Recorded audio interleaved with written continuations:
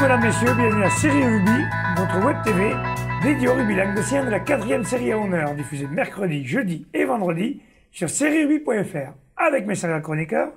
Bonjour Stéphane. Salut Alain. C'est joli tes lunettes de soleil, tu les remettras après. Bonjour Fabien. Salut Alain. Bonjour Xavier. Salut Alain. Et bonjour Bruno. Ça t'a pas perturbé? Non, ça m'a pas perturbé, tu vois, comme quoi tu essayes. Tu deviens vraiment beau. À chaque émission, vous essayez de me mettre les bâtons dans les roues, dans les roues, mais vous n'y arrivez pas, dans les routes. Allez, bon messieurs, aujourd'hui nous allons faire un petit débat. Nous avons des questions qui ont été posées par les internautes. Donc je vous rappelle que vous pouvez aller sur le site sérierugby.fr ou sur la page Facebook, poser vos questions, et quand nous faisons un débat, nous en choisissons deux, et nous débattons là-dessus. Alors messieurs, la première, que pensez-vous des tutorats en série? C'est une bonne question, parce qu'il y a quand même des joueurs qui arrivent d'un bon niveau, on l'a connu avec pas mal de clubs. Il y en a qui ont été en tutorat avec Béziers, il y en a qui sont en tutorat avec Narbonne. Juste un aparté, un truc qui serait sympa, donc on a des internautes qui nous posent des questions, ça serait bien de savoir qui c'est, parce que le gars se reconnaîtra et dira tiens, ma question est pertinente. Mais c'est bien, il m'a bien démonté mon truc. Il s'appelle Michel de la Dulague. D'accord. Voilà. Alors maintenant tu peux répondre à la question que je vous posée. Tu voulais le cacher ou quoi? Tu voulais pas le dire hein? Je voulais pas le dire, Michel de la Dulague. Tu le connais peut-être. Je veux pas le savoir qui c'est, mais je ne suis pas sûr. Donc on en revient, messieurs, à la question. Les tutorats. Qu'est-ce que vous en pensez? Est-ce que vous pensez que c'est une bonne chose? C'est sûr que ça peut être intéressant pour les clubs de récupérer des bons joueurs, que ce soit au niveau Réchelle, Espoir. Mais pour ma part, je suis pas tellement fan parce que ça peut fausser quelque part aussi. Maintenant, des joueurs qui aspirent un petit peu à jouer Réchelle ou Espoir, je vois pas trop ce qu'ils ont à faire. Hein. L'intérêt d'aller jouer en 3e série, 4e série, même si des fois c'est leur village. Hein. Et sur un match important, jouer quand même jouer plus haut avec 2 ou 3 espoirs, ça peut fausser un match. L'intérêt, il est quand même là, c'est que ils viennent dans son village. Que je veux dire, on fait pas un tutorat d'un mec, tiens, lui, il me plaît, je ne le conçois que dans ce cas-là. Voilà, ouais, voilà, c'est ce que le mec qui est, par exemple, de Lonzac, qui jouera Fédéral 2 ou en Fédéral 3, licencié, par exemple, à l'E4 ou autre, et qui va dans son village, de temps en temps, quand il joue pas, pour jouer. Je ne le conçois que comme ça. Si c'est pour se renforcer, c'est vraiment pas.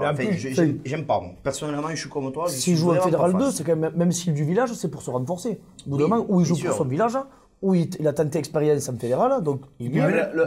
Ça a été fait pour quoi? Ça a été fait pour donner du temps de jeu à des gars qui jouaient pas en fédéral et les envoyer prendre du temps de jeu dans les petits clubs de série, ou ça a été fait pour renforcer des clubs de série? Ouais, c'est quoi exactement le but? Officiellement, c'est la première version. C'est pour donner du temps de jeu aux gars qui sont pas. Mais le problème, le mec qui est titulaire en Fédéral 2 ou en Fédéral 3 tous les dimanches, qui a un certain niveau, il va pas aller jouer. On le voit ce week-end avec Saint-Jean-de-Védas qui a récupéré Notola, même s'il fait partie de la création du club. Mais la semaine d'avant, il était titulaire en Fédéral 3 et Palavas. Et là, il se retrouve pour jouer une demi-finale du challenge. Oui, donc effectivement. Par contre, honnêtement, les joueurs, et tu crois qu'ils n'ont pas plutôt envie de jouer au crâne supérieur que d'aller jouer au crâne? Ils vont jouer le jeu? C'est vraiment que les joueurs ont envie de jouer le jeu? Les tutorats sur des seniors, c'est quand même nouveau. À la base, c'était fait sur des catégories Réchelle, etc. Krabos, qui jusqu'à Espoir, non? Voilà, ouais, jusqu'à Espoir, je crois. Mais voilà, là, la nouveauté, mais sur les seniors, ça me choque quand même plus. Oui, parce que c'est un joueur de 35 ans qui a un niveau supérieur. Mais moi, je suis d'accord avec Steph. Les tutorats, ça irait bien. À la limite, un junior de Béziers, de Narbonne, de Montpellier, qui n'a pas sa place, on le sait, quand on est sur le banc, on a tendance à y rester en catégorie des professionnels. Là, qu'il alimente les juniors de son village, je suis d'accord. On sait maintenant que c'est difficile de faire des équipes, de créer des équipes juniors.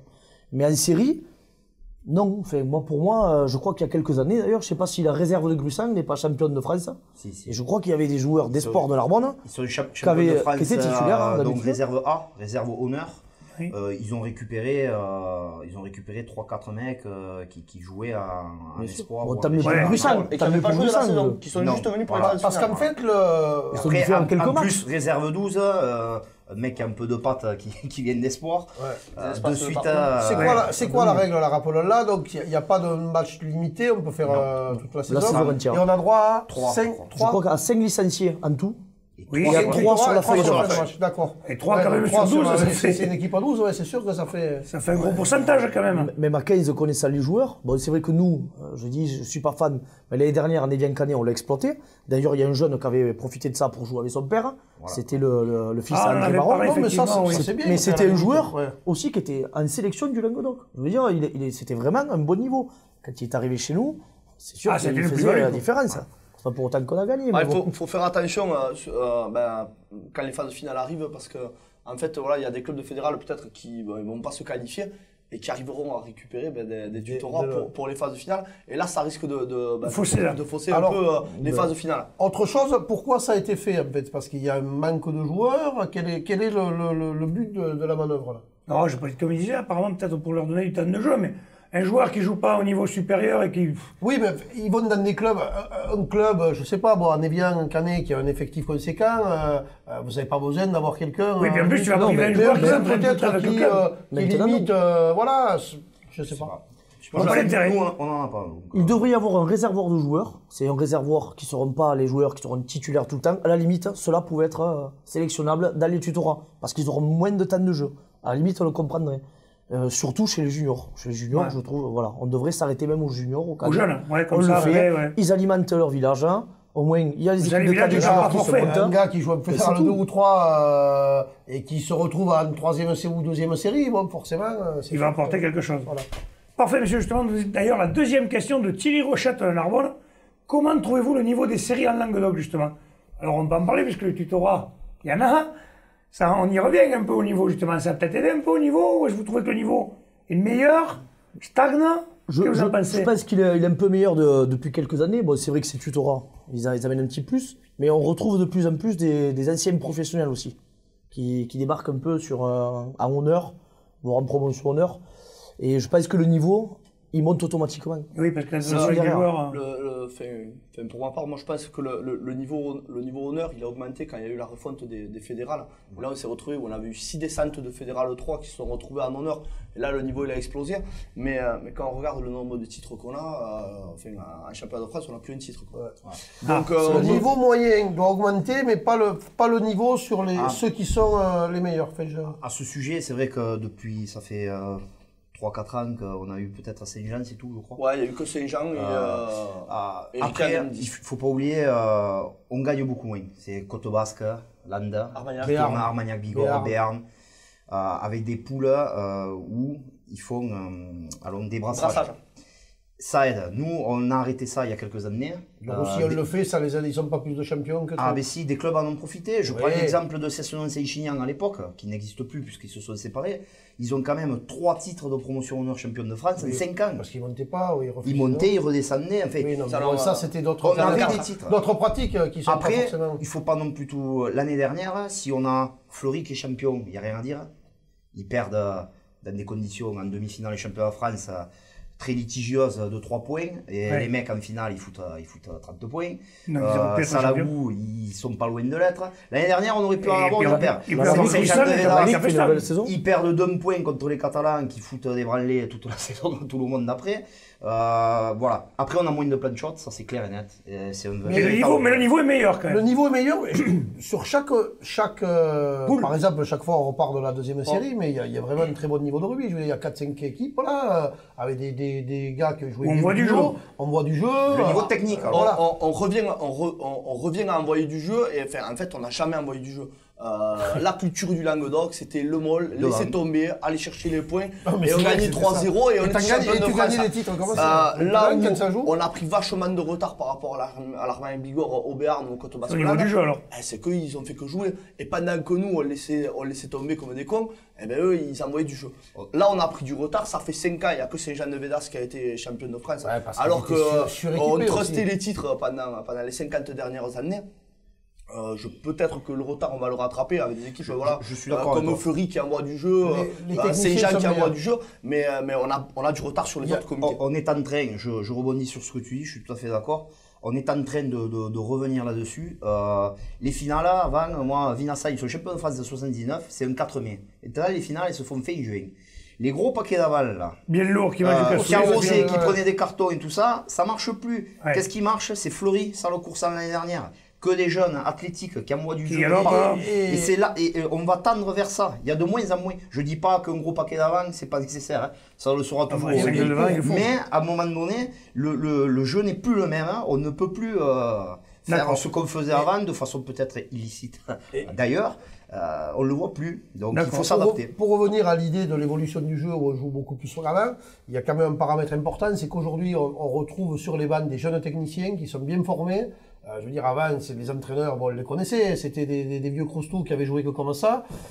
C'était sympa, ça avait son charme.